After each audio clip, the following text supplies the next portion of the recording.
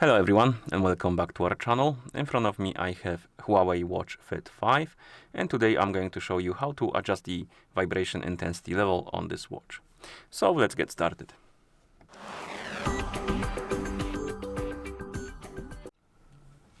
So first thing we need to do is to open the menu, and you can wake up the screen and then press the Chrome button to open the menu. Scroll through it, look for the settings icon, and once you find it, tap on settings icon to enter the settings. In settings you need to find the option called sound and vibration, which is going to be here.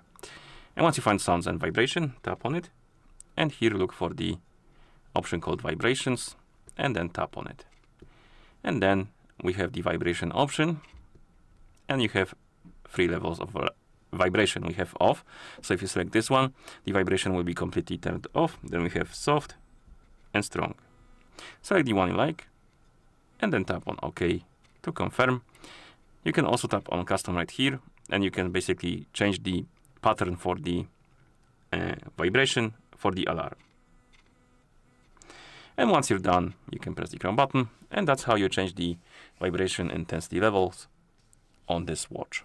If you found this video helpful, please consider subscribing to our channel and leaving a like on the video. Thank you for watching and see you in the next one.